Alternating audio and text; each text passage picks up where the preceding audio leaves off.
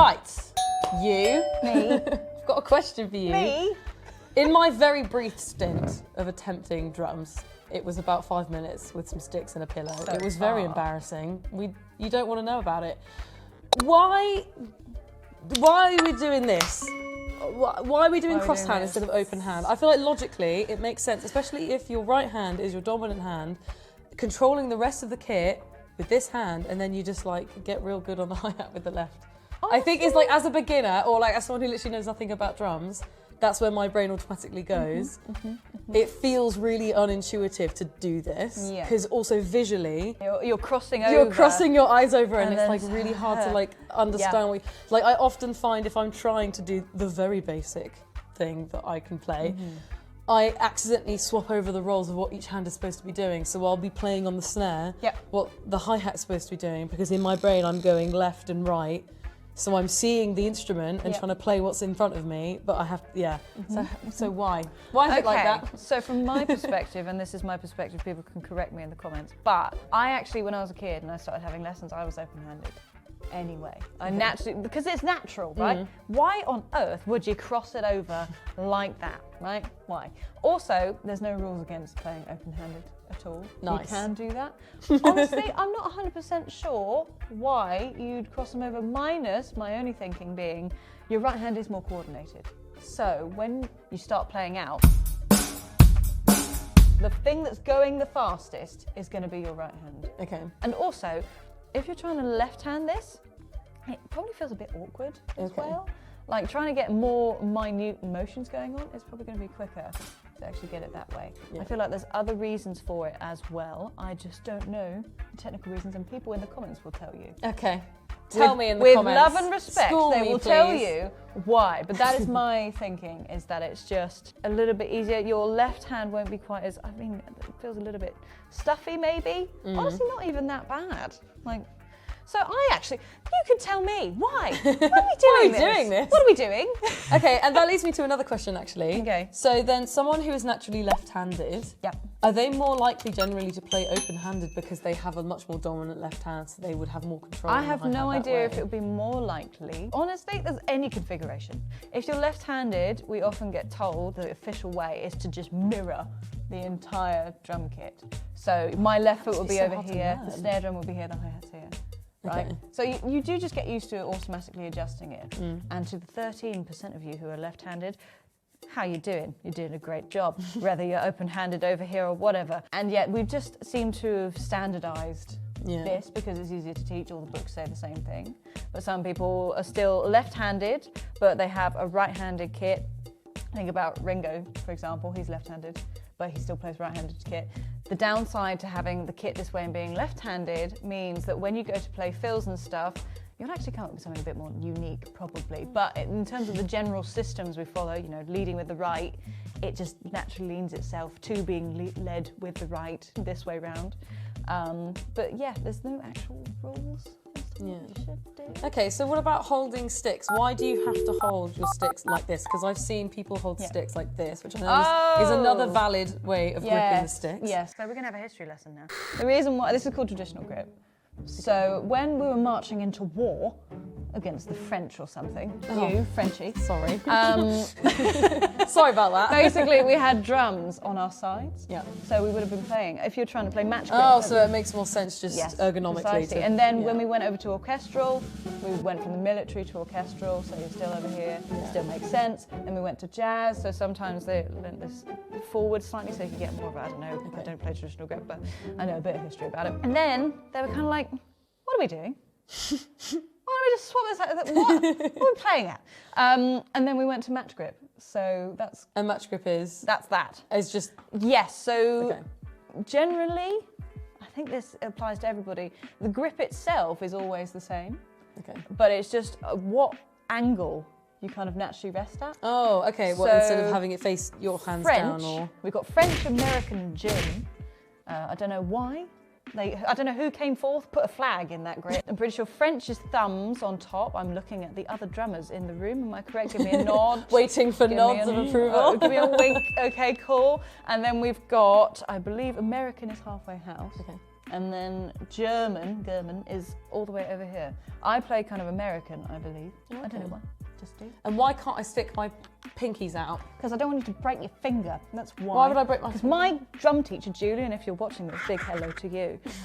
She's the reason this exists. Scarred me for life. For this. And I think he was actually playing traditional grip. The only reason we're doing this is because when we're putting tension through our hands, those pinkies will come out just naturally. So we want to just get used to resting them in between. Hard. Like I said earlier, I do that naturally with guitar, and I don't know why. That might also be just the grip you're using. So if you correct the grip, that might naturally start to correct anyway. We'll get into that. I'll teach you. I will show you the way. So with different types of grip, do you recommend people start out with a certain one, or do you think people should just try the different styles and see which one they find more comfortable? Or I don't have, because I don't use traditional, I don't have a specific leaning as to what you should be using. I'd say learn both. If you feel drawn to doing traditional grip, then do it. If you don't, like me, didn't give a toss, then try it later on if you really want to. But match grip is probably a good way to go in this day and age, unless you're playing some jazz and you want to look cool. Makes you look like you know what you're doing, don't it? If I turn like this, I'm ready. I'm ready to play. Whiplash. I'm ready to play. Ready for Caravan. Holding the fulcrum in a different place as well. Oh yes. What is a fulcrum, Mum? Fulcrum Please teach me. It's the grip. You know that thing I was putting in your hand earlier? A drumstick. No. No?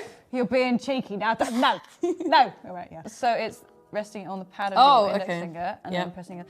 The fulcrum is the balancing point of the stick. And it's not like you can put your finger there and it'll balance. Yeah. It's more how the stick bounces off the drum.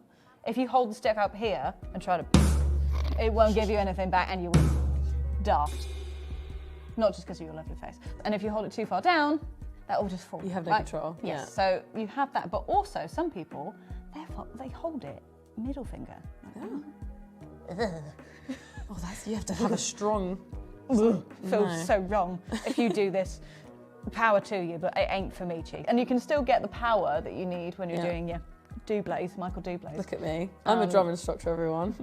You're doing qualified. Great. What you should do, actually, no. If I cover our mouths, and it sounds like you're saying something really, really technical, and you know what you're saying, you know what you're doing. You're doing, yes, this is how you play drums. There we go, nailed it. So when we're doing long strings and notes, have you got earplugs in? Yes. Good. If you're going for that finger engagement, so no wrist basically, all fingers, counterbalancing on here, like that. If you're gripping here, it can somehow, because of your biology, cause less tension. I can't play that. Not on my left. Not on my right either. Apparently, it causes less tension. Can't play drums, everyone. It's my turn instead. Emma. Yes, darling. If I don't know how to play the drums, yeah, what should I do? Where should I go? Is there like a free thing that I could download really easily from your bio? Well, funny you should ask that. Does it look anything like this? My goodness me. Can you believe it? It's even got a picture of your face on it. Blimey. Is that me? Is that your free ebook, The New Drummer's Toolkit? It may well be, yes indeed. However, if you want it in a physical copy, you can't have it. Sorry. That's actually the only one. So if you want a free ebook, however, just follow the link below. Or it's in the bio. It's somewhere. It will be available somewhere in the vicinity of this video. So go check it out. With almost 20,000 downloads, I think you could be 20,001. So anyway, that's a fulcrum. Cool. Yeah. This is going to do so well. Give us another question. So, again, from my very brief stint of drumming, didn't last very long, didn't go well. Pillows, not as good as drums, turns out. What a shame. Much cheaper though. How the hell do you even start coordinating all four limbs doing completely different things? Like, where do you begin? Because that just blows my mind. I can't get my limbs to all do things at different Well, first of all, it's keeping it as dead simple as you can get it. Okay. So you start like with the basic groove you can do, which is a straight A, right? Some people can't even manage that and they just go for a quarter note groove. So we've got two things going on at one time. Hi-hat and bass drum, two things, hands together. And that's it. Getting comfortable with that, and then you're just putting a note in between. So in the right hand. If we take that as a foundational level, that's kind of like things you build out from.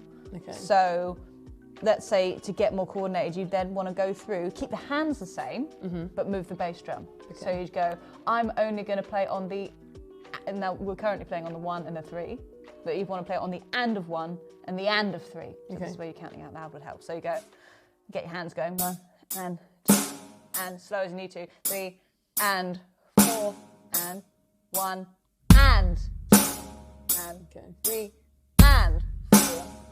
So basically you get one beat down and solid so that you understand it, and then you create variation from one there aspect of on it. just one aspect, and then eventually you will slowly build your repertoire. Yes, exactly. That is it. And there's a lot to build, but it gets easier and easier to build.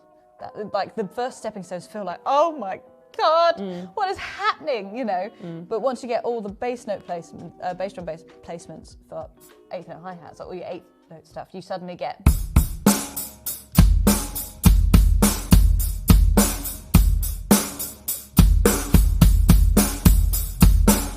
You can just start to have fun with it. And that feels fine. Yeah. And all of a sudden you're creating stuff. And it just gets slightly more technical from there, because then you just go, oh, okay, now I'm going to do all my 16th note placements. So instead of ones and ands, it's e's and us. And that is more difficult because it falls in between those hi-hats. Does that make sense? Have I still got you? I'm still here. You're still with me. I'm still present. It's a bit more technical, but it's exactly the same process. Okay. So the same thing goes for like drum fills and stuff. You just learn certain groups of rhythms and you repeat them so much over time that you start to group them together. Okay. And then they start to turn into strings. And I guess muscle memory starts to come into that as well. That's where sticking muscle memory is. Yeah. You know what's up.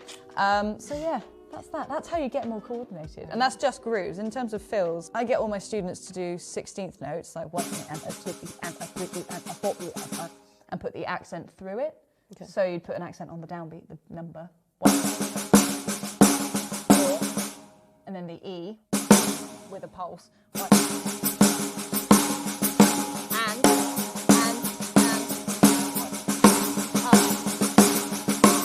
So that is all the ways you could place that accent on that. So once you've got that, you can then put that accent wherever you like, wherever you want. So you can start on the snare drum and go, okay. All of those accents fall within 16th note. Okay. So on the either the 1, the E, the and, or the and you know how to do all of those. Yeah. You're still with me? Yes. We're getting a bit of... So you can then start moving around the kit. Yeah. So all of a sudden it sounds like you really know what you're doing, but all you're doing is using one of 4 placements for an accent. So I'm going 1, and 4. How do you know when it's appropriate to go for a cymbal rather than a drum? That's a good question. So, because I feel like you can overkill it with cymbals. Oh yeah. And you have to use them tastefully. Yeah, you wouldn't want to go.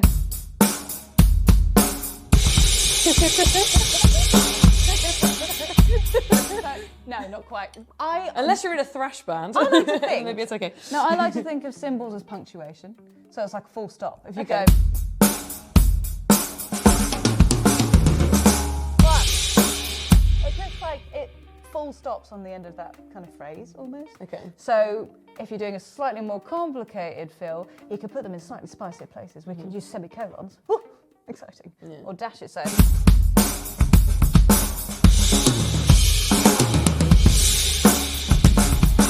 And yes, you can get more technical with it, but it's punctuating. Yeah. That's why having a crash with a kick just sounds so much better, because you're really selling it. And when would you start involving the ride?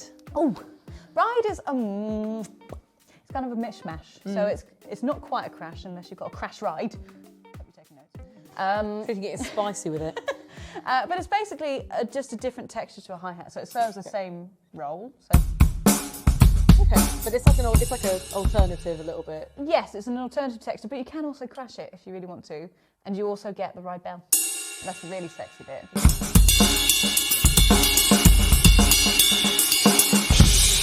So, and that gives you, opposed to a hi-hat that has like a really short, sharp note, really tells you where it is. That's more washy, so you get that. Okay. variation as well. Okay, so then similar question. How do you know when it's appropriate to do open hi-hat versus closed hi-hat? She's asking cracking questions. I'm good at this, aren't I? Okay, so there's two ways, again, you can think about it. The first way I'd say is like you can have like slightly open all the time, and that gives you like what we call Is trashy. that not tiring? Because you have to kind of... I mean, not really, because you can kind of, you only lightly press down. Okay. And you stay pretty, I don't know. If you've got good clutch control, do you reckon I'd be good at drums? Yeah, yeah, you're fine. So we do what's called trashy hi-hats, which isn't open, so that's a bit too much. Yeah. Yeah. Okay. So we go for the washier so it's just like a little bit of... It's not quite a ride cymbal because that's brighter but still longer. It's really good for you.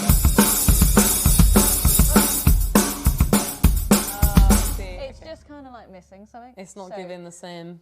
Je ne sais quoi. Je ne sais quoi. Je ne sais quoi. The word of the day. Yes. So other way you can use open hi-hats, like we do with the crashes, it's punctuation.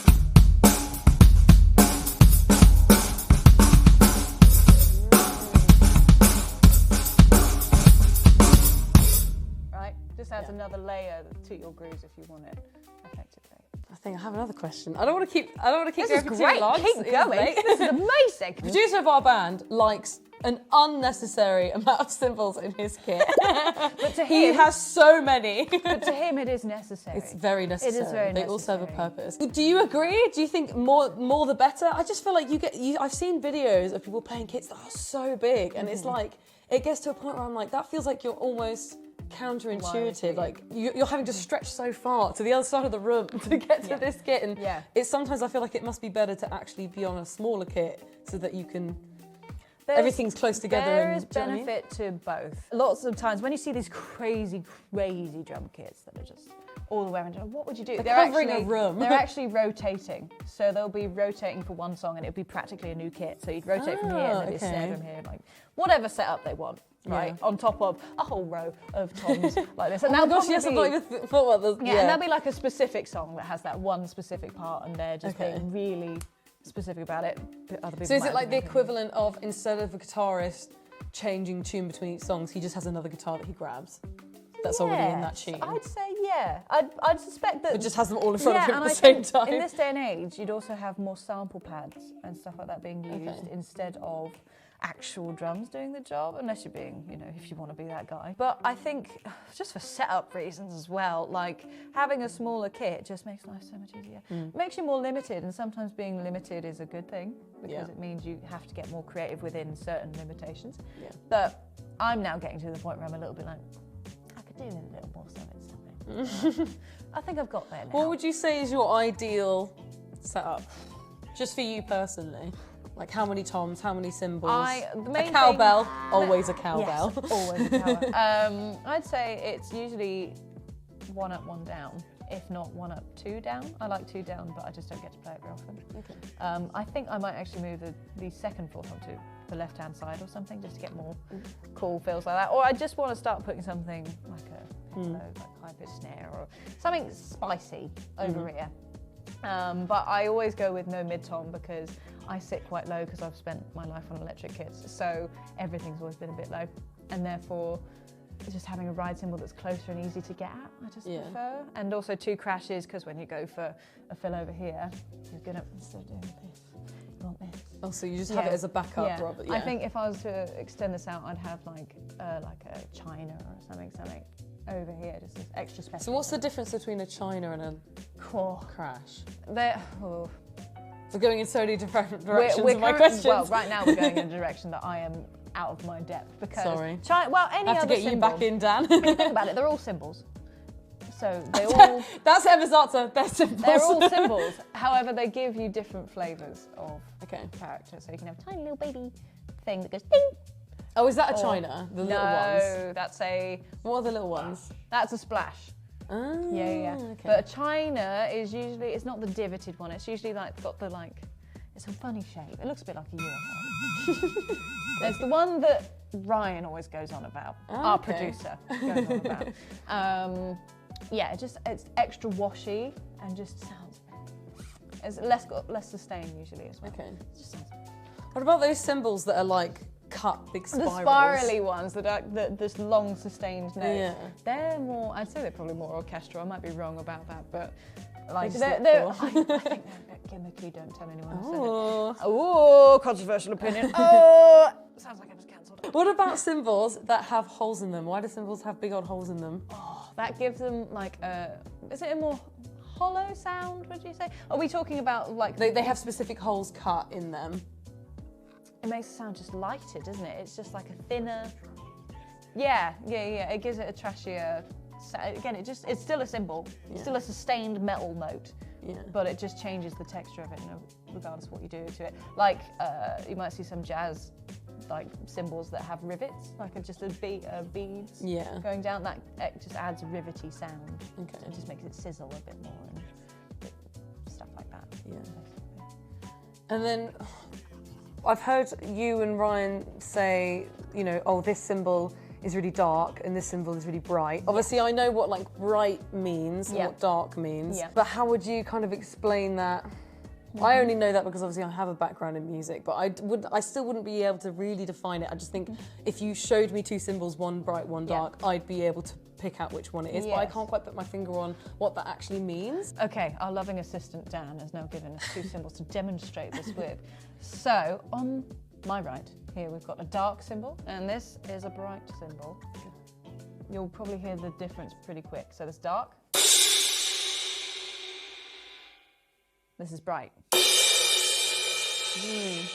See, that's what I mean. It's like, it's kind of hard, especially if you're not a drummer and you don't really understand, you don't have the vocabulary. It's really hard to articulate the difference, but you can tell the difference. Yep. But it's really hard to describe and put your finger on it specifically. Yeah. It's like, you just know that there is a fundamental So difference. end of the day, all cymbals are loud. They're just loud.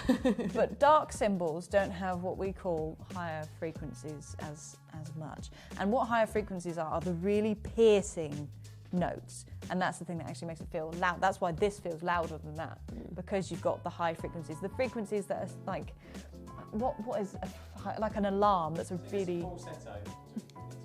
Explain. Oh, that's better than me. You've got to go Mariah, like up Go on, there. whistle tone. No, I've got anything there. So yeah, that basically, bright cymbals keep their high frequencies and it makes them more piercing and it stands out more, which can be good. But if you're in a pub gig, if you're doing most recording, really, you don't want super bright cymbals. You don't want to do it in a pub because there's just piercing and no one likes the sound of them and they sound really loud. Whereas darker cymbals are just kind of warmer almost, even though they are still really loud. Well, then going back to a similar question that I had earlier, when do you know what it's... I'm assuming it's down to kind of individual drummer preference of what kind of flavour drums and what flavour cymbals they like. Yeah. But if you were maybe just more objectively trying to put together like a sound for, just for a recording, for example, when would you know when it's more appropriate to go for like a brighter cymbal versus a darker cymbal? It depends. I guess it depends how much you want those cymbals to be heard in the mix of the song. Okay. Everyone I know says they always prefer darker, right? I always prefer darker. Like you prefer darker. But they can be good for if I'm right in thinking this, rock. Maybe some gospel stuff, probably, if you wanted to stand out again. But also some rock sounds really good with dark cymbals. Again, it all comes down to actually, it doesn't actually matter. It's up to you. You get the choice. Do you know what, physically in terms of their build, what makes them different? Is it just this one's thinner and that one's thicker? Is it literally It just may be that? something to do with the hammering as well, because you can see the hits on here. And also, is it something to do with the finish as well, maybe? Finish can do it, and actually it's the reverse what Alona said. Oh, okay. Darker are thinner, brighter are thicker. I didn't have my glasses on, and that one looked thinner because it was further away. It means higher pitched as well. Yeah. So thinner means lower pitched. Oh, I see. Okay. And lower will naturally feel dark, but amplified as well. It's the hammering as well. They're more complex hammered. Generally, brighter cymbals are like that. They're heavy lathed, so then they've got a very quick cut, really fast attack, and then sort of darker cymbals are hammering have got a more kind of complex. There's more harmonics coming out of a darker cymbal, whereas there's a much cleaner, almost like you can, pinpoint the note on a bright symbol. Yeah. Yes, I'm with you. Yeah. Oh, Good to know. Every day is a school day. okay. Every Consider day me is a school day. schooled. So now my singer is going to replace me in our band Yeah. and become the drummer. We're going to swap and places. I'm going to take your job, babe. She's got a beautiful taking your voice. job. She's going to take over and I'm going to become the drummer and our music's going to become really bad. The singing will stay great. The drumming, not so much. I believe in you, Helena. You've got this. You now know the difference between a dark symbol and a bright symbol. That basically that means... changes everything. Yeah, that basically means I'm instantly you chatting can at play this drums. point, doesn't it? Quite Yeah. clearly. You can definitely play drums straight away. You know what a fulcrum is. You don't need me. You don't know. I'm gone. Hey guys, welcome to Love to Learn Drums. Go on then. Go on. No.